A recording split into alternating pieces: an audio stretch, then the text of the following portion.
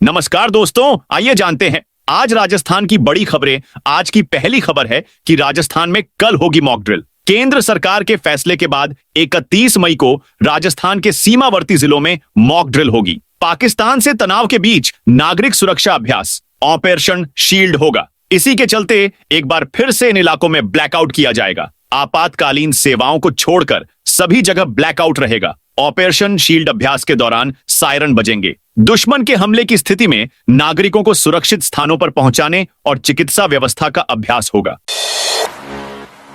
थप्पड़ कांड में नरेश मीणा को मिली जमानत, फिलहाल जेल में ही रहेंगे। विधानसभा उपचुनाव के दौरान एसडीएम को थप्पड़ मारने के मामले में नरेश मीणा को हाई कोर्ट से जमानत मिल गई है। जस्टिस अनिल उपमन की अदालत ने नरेश मीणा को जमानत पर रिहा करने के आदेश दिए हैं। हाई कोर्ट ने जमानत तो दी, लेकिन हिंसा के अन्य मामले में जमानत खारिज होने के कारण नरेश को अभी जेल में रहना होगा। अगली सुनवाई जल्द होने की संभावना है।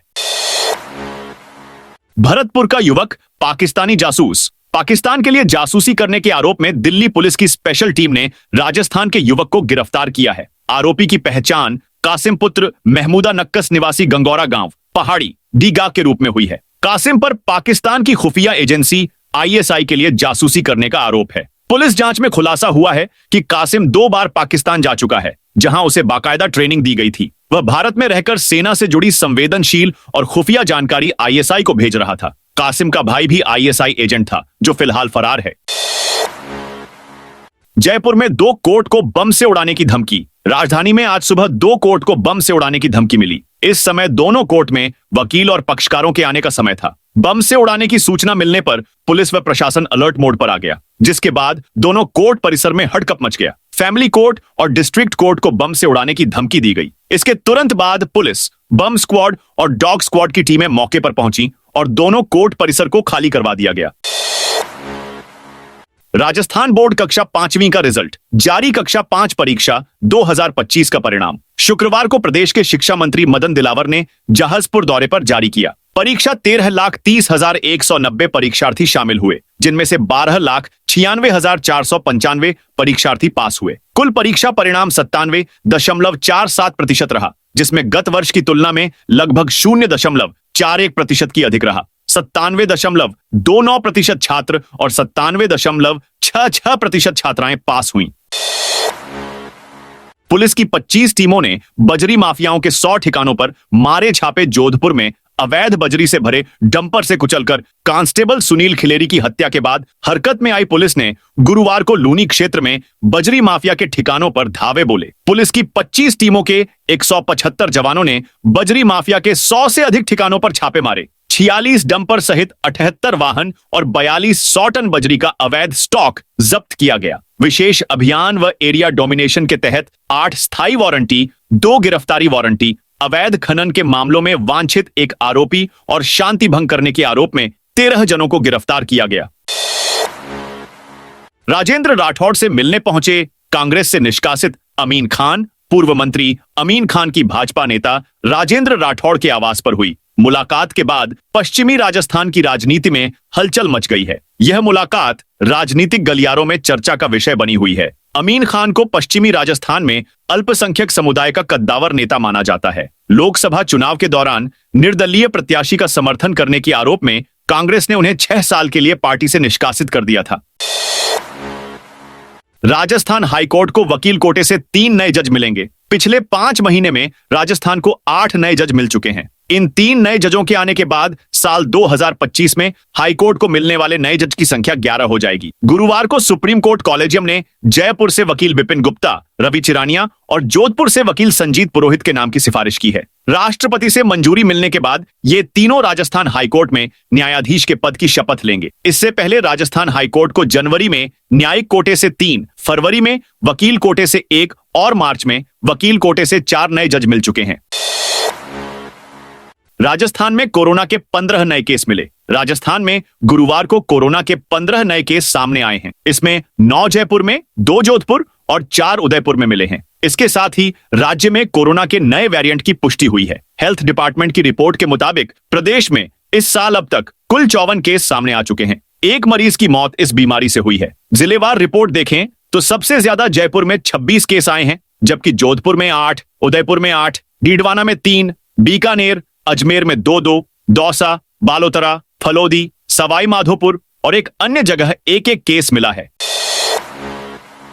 किरोड़ी मीणा दोबारा खाद की फैक्ट्रियों में पहुंचे। कृषि मंत्री किरोड़ी लाल मीणा शुक्रवार को लगातार दूसरे दिन अजमेर के किशनगढ़ की उर्वरक फैक्ट्रियों में जांच करने पहुंचे हैं। अधिकारियों के दल के साथ डींडवाड़ा, बांद्रसिंदरी और चौसला गांव की खाद बनाने की फैक्ट्रियों में पहुंचे। इससे पहले गुरुवार को उन्होंने क्षेत्र की 12 फैक्ट्रियों में पहुंचकर जांच की, जिसके बाद अब तक प्रशासन ने 5 फैक्ट्रियों को सीज कर दिया है। 5 जून को सीएम भजन लाल करेंगे जयपुर में लेपर्ड सफारी उद्घाटन। जयपुर शहर को जल्द ही तीसरी लेपर्ड सफारी का तोहफा मिलने वाला है। मायला बाग और बीड़ पापड़ वन क्षेत्र में विकसित यह नई सफारी 5 जून से लोगों के लिए खोल दी जाएगी। इसका उद्घाटन मुख्यमंत्री भजन लाल शर्मा करेंगे। इस नई सफारी के जरिए जयपुर वासियों और शहर में आने वाले पर्यटकों को अब और भी करीब से जंगल की विविधता और जीव जंतुओं का अनुभव लेने का मौका मिलेगा। यह जंगल क्षेत्र लगभग 22 स्क्वायर किलोमीटर में फैला है, जो किशनबाग, आंकड़े का डूंगर और नाहरगढ़ तक फैला हुआ है।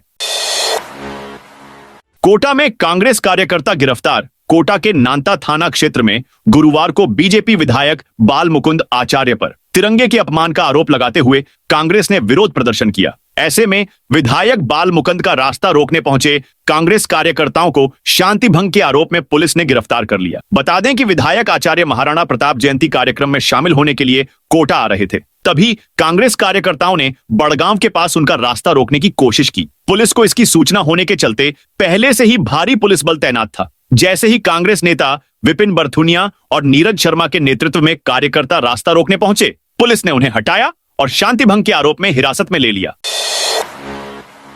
राजस्थान में 2 जून से पलट जाएगा मौसम। मौसम का मिजाज लगातार उलट पलट रहा है। राजस्थान में जल्द नया पश्चिमी विक्षोभ सक्रिय होने जा रहा है। इसके बाद अचानक मौसम पलट जाएगा। मौसम विभाग का प्रेडिक्शन है कि 31 मई और 1 जून के दौरान आंधी बारिश की गतिविधियों में कमी होने तथा पूर्वी राजस्थान में छुटपुट स्थानों पर आंधी बारिश होने की संभावना है। वहीं 2 जून पूर्ण एक नया पश्चिमी विक्षोभ सक्रिय होने की संभावना है, जिसके बाद 2 से 4 जून के दौरान दोपहर बाद तेज मेघगर्जन, आंधी बारिश की गतिविधियां दर्ज होने की प्रबल संभावना है। इस दौरान 50 से 60 किलोमीटर प्रति घंटा की गति से तूफानी हवा चलने की संभावना है। आज भी पश्चिमी विक्षोभ के प्रभाव से बीकानेर संभाग, शेखावटी क्षेत्र, जयपुर, भरतपुर संभाग के कुछ हिस्सों में बादल छाए रहने व मेघगर्जन के साथ कहीं कहीं हल्की मध्यम बारिश होने व दक्षिण राजस्थान के अधिकतर भागों में मौसम मुख्यतः शुष्क रहने की संभावना है। राजस्थान में खुलेंगे करीब 5000 अन्नपूर्णा भंडार। अब जल्द ही शहरवासियों को राशन की दुकानों पर तेल, साबुन और किराना की वस्तुएं मिलेंगी। सरकार ने एक बार फिर राशन की दुकानों पर अन्नपूर्णा भंडार खोलने की तैयारी शुरू की है। इसके लिए पूरे प्रदेश भर से प्रस्ताव मांगे गए हैं। एक अनुमान के मुताबिक प्रदेश भर में करीब 5000 दुकानों पर यह भंडार खोले जाएंगे। अन्नपूर्णा भंडार पर प्रोडक्ट खरीदने के लिए राशन कार्ड की आवश्यकता नहीं होगी। बिना राशन कार्ड ही सामान खरीदा जा सकेगा। कुल 10 प्रोडक्ट बेचान के लिए रखे जाएंगे। इसमें खाद्य तेल, माचिस, तेल, अचार, गुड़, बिस्किट, मसाले, साबुन, वॉशिंग पाउडर जैसी घरेलू वस्तुएं शामिल हैं। हनुमान बेनीवाल के खिलाफ राजपूत समाज ने खोला मोर्चा। जयपुर में एएसआई भर्ती रद्द करने की मांग कर रहे हनुमान बेनीवाल के खिलाफ राजपूत समाज ने मोर्चा खोल दिया है। क्षत्रिय समाज पर उनके बयान से समाज में आक्रोश है। क्षत्रिय करणी सेना के राष्ट्रीय अध्यक्ष राज शेखावत ने कहा, क्षत्रिय स्वाभिमान अस्मिता महासम्मेलन का ऐलान कर दिया है। संगठन की ओर से 8 जून को दोपहर 2 बजे नागौर में महासम्मेलन होगा। शेखावत ने कहा कि नागौर से सांसद हनुमान बेनीवाल ने एक बार फिर हमारे क्षत्रिय स्वाभिमान को ठेस पहुंचाने का दुस्साहस किया है। यह कोई पहली बार नहीं है। उन्होंने कहा कि इससे पहले भी कई बार हमारे मान सम्मान पर चोट की गई, हमारी अस्मिता को ललकारा गया। त्रिनेत्र गणेश के पैदल श्रद्धालुओं को वन विभाग ने रोका। रणथंभौर टाइगर रिजर्व में एक बार फिर से शुक्रवार सुबह विरोध प्रदर्शन देखने मिला। यहां चतुर्थी पर पैदल यात्रियों को वन विभाग ने प्रवेश नहीं दिया, जिसके चलते यह प्रदर्शन देखने को मिला। यहां श्रद्धालुओं ने जोगी महल गेट पर भजन कीर्तन कर प्रदर्शन किया। जानकारी के अनुसार शुक्रवार सुबह चतुर्थी होने के चलते त्रिनेत्र गणेश की परिक्रमा करने के लिए यहां बड़ी संख्या में श्रद्धालु पहुंचे थे। इन सभी श्रद्धालुओं को वन विभाग ने नेशनल पार्क के जोगी महल गेट पर रोक दिया। सीएम भजन लाल ने अमित शाह समेत कई मंत्रियों से की मुलाकात। राजस्थान के मुख्यमंत्री भजन लाल शर्मा ने नई दिल्ली में केंद्रीय मंत्रियों से मुलाकात कर प्रदेश के विकास के लिए कई अहम मुद्दों पर चर्चा की। इस दौरे में उन्होंने केंद्रीय गृह मंत्री अमित शाह, आवास और शहरी कार्य मंत्री मनोहर लाल, रेल मंत्री अश्विनी वैष्णव और कोयला मंत्री जी किशन रेड्डी से मुलाकात की। इन बैठकों में सहकारिता, ड्रेनेज, पेयजल, मेट्रो विस्तार, रेलवे नेटवर्क, ऊर्जा और खनन जैसे विषयों पर सार्थक बातचीत हुई।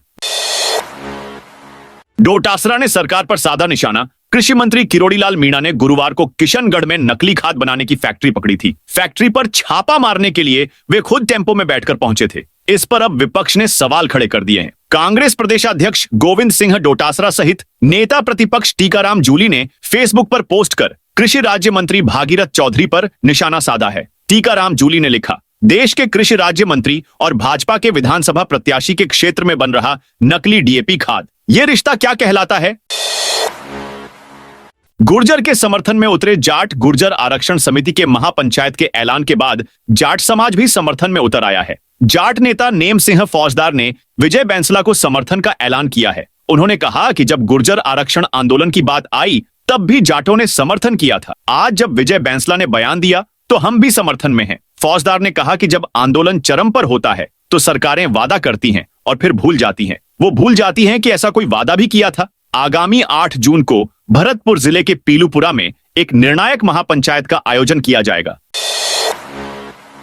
विधायकों ने गांवों में जाकर की श्रमदान की अपील। जयपुर के रामगढ़ बांध में 5 जून को आयोजित होने वाले वृहद श्रमदान कार्यक्रम के लिए विधायकों ने तैयारियां शुरू कर दी हैं। थौलाई गांव में गुरुवार को विधायक महेंद्रपाल मीणा ने ग्रामीणों के साथ मीटिंग में कहा कि बांध में पानी लाने का सपना जरूर साकार होगा। राज्य सरकार ने ईआरसीपी पीकेसी संशोधित राम सेतु लिंक परियोजना को मंजूरी देने के साथ रामगढ़ बांध को योजना के प्रथम फेज में शामिल किया है। रामगढ़ बांध में ईसरदा बांध से पानी लाने के लिए 1915 करोड़ मंजूरी करके टेंडर आमंत्रित किए जा चुके हैं।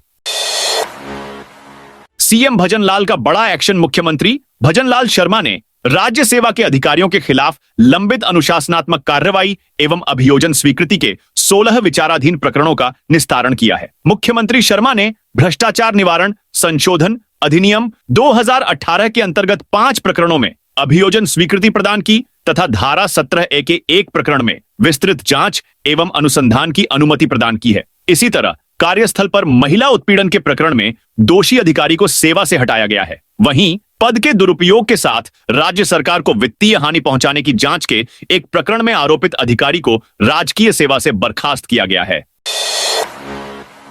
आना सागर झील के 3 चैनल गेट खोले। राजस्थान के अजमेर में जिला प्रशासन मानसून पूर्व तैयारियों में जुट गया है। शहर की आना सागर झील में पानी का दबाव कम करने के लिए शुक्रवार सुबह प्रशासन ने झील के 3 गेट खोलकर पानी की निकासी शुरू की है। मानसून को देखते हुए झील में पानी का भराव 3 फीट तक कम करने की बात कही गई है। मानसून को देखते हुए अजमेर जिला प्रशासन ने शुक्रवार सुबह आना सागर झील के 3 गेट 6 इंच खोले। अतिरिक्त जिला कलेक्टर सहित अन्य अधिकारी रहे। मौजूद जिला कलेक्टर के आदेश पर झील के 3 गेट 6 इंच तक खोले गए हैं। राजस्थान बनेगा ऊर्जा सरप्लस राज्य। राजस्थान सरकार प्रदेश को ऊर्जा के क्षेत्र में आत्मनिर्भर और सरप्लस स्टेट बनाने की दिशा में लगातार कार्य कर रही है। ऊर्जा राज्य मंत्री स्वतंत्र प्रभार हीरालाल नागर ने गुरुवार को विद्युत भवन में ऊर्जा विभाग की समीक्षा बैठक में यह विश्वास जताया कि जैसे रब्बी सीजन में समुचित प्रबंधन के चलते बिजली की कोई कमी नहीं आने दी गई, उसी तरह गर्मियों में भी उपभोक्ताओं को निर्बाध और सतत विद्युत आपूर्ति सुनिश्चित की जाएगी। जयपुर में टूटेंगे मकान, दुकान। सांगानेर फ्लाईओवर से न्यू सांगानेर रोड और डिग्गी मालपुरा रोड तक प्रस्तावित एलिवेटेड रोड के निर्माण कार्य से पहले सड़क पर हुए अतिक्रमण हटाए जाएंगे। जयपुर विकास प्राधिकरण जेडीए अधिकारियों के अनुसार 156 अतिक्रमण चिन्हित किए जा चुके हैं, जिन्हें पहले चरण में हटाने की कार्रवाई की जाएगी। मुख्य सड़क के दोनों ओर 15-15 फीट तक अतिक्रमण पाया गया है। अधिकारियों का कहना है कि यह कार्रवाई पूर्व तैयारी का अहम हिस्सा है।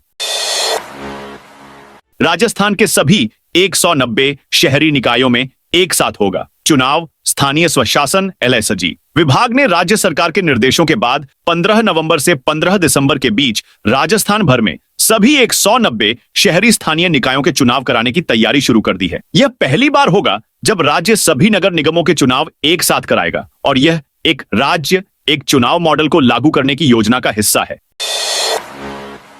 कल महिलाओं को मिलेंगी ये 8 बड़ी सौगातें। लाडो प्रोत्साहन योजना के अंतर्गत 30,755 बालिकाओं को प्रत्यक्ष धनराशि हस्तांतरित की जाएगी। एसटी प्री मैट्रिक छात्रवृत्ति योजना में 16,944 बालिकाओं को छात्रवृत्ति का लाभ मिलेगा। सफाई कामगार छात्रवृत्ति योजना में 152 बालिकाओं को छात्रवृत्ति दी जाएगी। दूरस्थ शिक्षा योजना के तहत 30,000 छात्राओं को फीस पुनर्भरण मिलेगा। बालिका शिक्षा प्रोत्साहन योजना के तहत वित्तीय सहायता प्रदान की जाएगी। लखपति दीदी योजना में 1,800 महिलाओं को आरण वितरण किया जाएगा। गार्गी पुरस्कार के तहत 6,489 बालिकाओं को सम्मानित किया जाएगा। लीबाई भील मेधावी छात्रा स्कूटी योजना के अंतर्गत 2,000 छात्राओं को स्कूटी वितरित की जाएगी। केडीए ने लॉन्च की 2 नई आवासीय योजनाएं। कोटा विकास प्राधिकरण केडीए की चौथी बैठक बुधवार सुबह संभागीय आयुक्त और प्राधिकरण अध्यक्ष राजेंद्र सिंह शेखावत की अध्यक्षता में केडीए सभाकक्ष में आयोजित की गई। बैठक में निर्णय लिया गया कि प्राधिकरण के कार्यों की गुणवत्ता जांच के लिए थर्ड पार्टी निरीक्षण करवाया जाएगा। इसके लिए केडीए आईआईटी और प्रतिष्ठित इंजीनियरिंग कॉलेज के विशेषज्ञों की मदद लेगा। नीट एग्जाम में फर्जीवाड़े के मामले में जोधपुर पहुंची सीबीआई की team. National eligibility cum entrance test NIT 2024 में अनियमितता मामले में सीबीआई की टीम ने जोधपुर पहुंचकर पड़ताल की। जोधपुर में आयुर्वेद विश्वविद्यालय के 6 विद्यार्थियों से पूछताछ की जा रही है। नीट के डमी विद्यार्थियों से जुड़े मामले में अलग अलग बिंदुओं पर पूछताछ हो रही है। यह मामला नीट 2024 से जुड़ा हुआ है। आयुर्वेद विश्वविद्यालय के कुलपति प्रदीप कुमार प्रजापति ने सीबीआई की टीम के आने की पुष्टि की है। इस मामले में पिछले 4 दिनों से पूछताछ जारी है। बता दें कि नीट एग्जाम में फर्जीवाड़े मामले में जोधपुर के संस्थान रडार पर हैं। इस मामले में सीबीआई की टीम पहले भी धरपकड़ कर चुकी है। इसी के बाद से संदिग्ध अभ्यर्थियों के केस में जोधपुर का एंगल जुड़ गया है।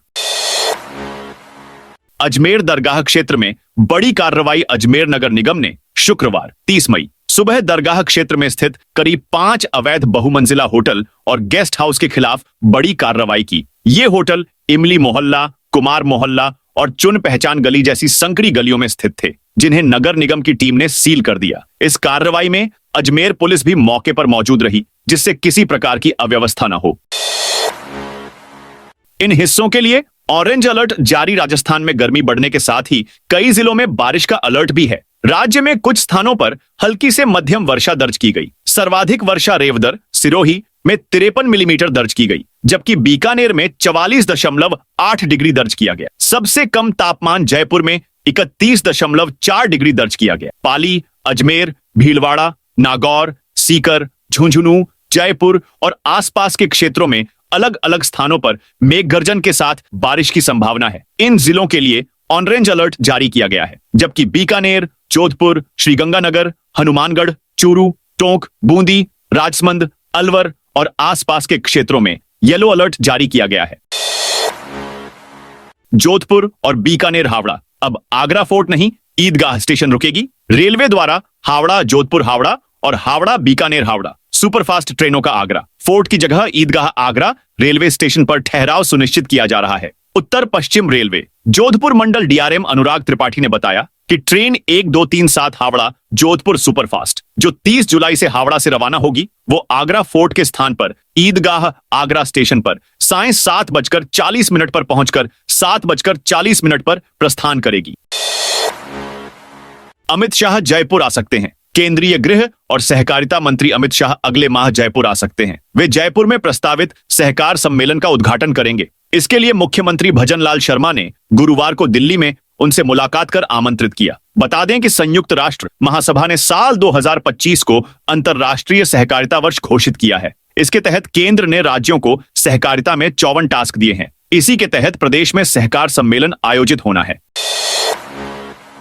राशन कार्ड से आधार कार्ड लिंक होना अनिवार्य। राष्ट्रीय खाद्य सुरक्षा योजना एनएफएसए में चयन के आवेदन के लिए उपभोक्ता का राशन कार्ड आधार कार्ड लिंक होना अनिवार्य है। जालोर जिला रसद अधिकारी एवं जिला उपभोक्ता संरक्षण अधिकारी आलोक झरवाल ने बताया कि राशन कार्ड में आधार सीडिंग का विकल्प अब उपभोक्ता स्वयं विभागीय पोर्टल पर अपने राशन कार्ड में अपना या परिवार के अन्य सदस्यों की आधार सीडिंग स्वयं कर सकता है। आवेदक को विभागीय पोर्टल पर आधार सीडिंग, ई-केवाईसी और एलपीजी आईडी मैपिंग का स्टेटस जाने ऑप्शन का चयन करें। इसके बाद राशन कार्ड में आधार सीडिंग करने के लिए क्लिक करें, ऑप्शन का चयन करें।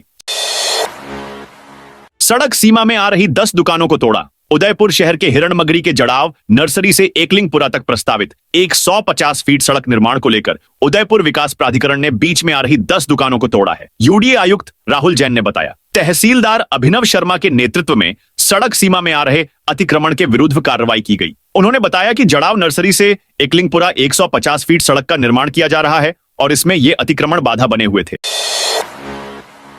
पटवारी भर्ती में नए सिरे से आवेदन मंगवाने की तैयारी। राजस्थान कर्मचारी चयन बोर्ड द्वारा आयोजित होने वाली पटवारी भर्ती परीक्षा 2025 को लेकर तैयारियां तेज हो गई हैं। पूर्व में घोषित 2020 पदों को बढ़ाकर अब 1707 और पद जोड़ दिए गए हैं, जिससे कुल पदों की संख्या 3727 हो गई है। इसके लिए नए सिरे से आवेदन आमंत्रित किए जाएंगे। पहले इस भर्ती के अंतर्गत सीटों पर भर्ती की जानी थी, लेकिन भर्ती प्रक्रिया के बीच में ही डीपीसी के चलते करीब 1400 से अधिक पद खाली हुए थे, जिसके बाद इन्हें भी इस भर्ती में जोड़ दिया गया। बोर्ड अध्यक्ष आलोक राज ने जानकारी दी कि पहले से आवेदन कर चुके अभ्यर्थियों को अपने फॉर्म में संशोधन का मौका मिलेगा। यह अवसर परीक्षा से लगभग 1 माह पूर्व दिया जाएगा ताकि वे अपने डिटेल्स सही कर सकें। बोर्ड अध्यक्ष ने यह भी स्पष्ट किया कि पुराने आवेदकों के लिए एक लिंक उपलब्ध कराया जाएगा, जिसके माध्यम से वे परीक्षा से 1 माह पूर्व अपने आवेदन में सुधार कर सकेंगे। यह प्रक्रिया जुलाई में शुरू हो सकती है। जैसलमेर में आज हीटवेव के साथ आंधी बारिश का ऑरेंज अलर्ट। जैसलमेर जिले के कई इलाकों में तेज अंधड़ व बारिश के बाद तापमान में गिरावट आई है, मगर गर्मी का असर बरकरार है। मौसम साफ रहने से तेज धूप चुभने लगी है और दोपहर में हीट वेव के कारण परेशानी बढ़ी है। मौसम विभाग की माने तो मौसम विभाग ने आज जिले में हीट वेव के साथ साथ आंधी व बारिश का ऑरेंज अलर्ट जारी किया है। कृषि मौसम वैज्ञानिक अतुल गालव ने बताया कि शुक्रवार को जिले में हीट वेव के साथ मेघ गर्जन, वज्रपात व 40 से 60 किलोमीटर प्रति घंटा की रफ्तार से झोंकेदार तेज हवा चलने की संभावना है। इसके बाद 31 मई अब 1 जून को मौसम साफ रहेगा। 2 जून से फिर से आंधी बारिश की संभावना है। शिक्षा विभाग की कार्रवाई। शिक्षा विभाग के 8 कर्मचारियों अधिकारियों पर कार्रवाई के निर्देश मिले हैं। इनमें उदयपुर के 3 कर्मचारी शामिल हैं। शिक्षा मंत्री मदन दिलावर के कार्यालय से निदेशक को इस संबंध में निर्देश मिले हैं। निदेशक और शिक्षा विभाग के आला अधिकारियों को मिली सूची में उदयपुर से कमल प्रकाश बाबेल, पीएम श्री फतह उच्च माध्यमिक विद्यालय सूरजपोल के प्रधानाचार्य चेतन पानेरी और इसी स्कूल के एक वरिष्ठ का नाम है।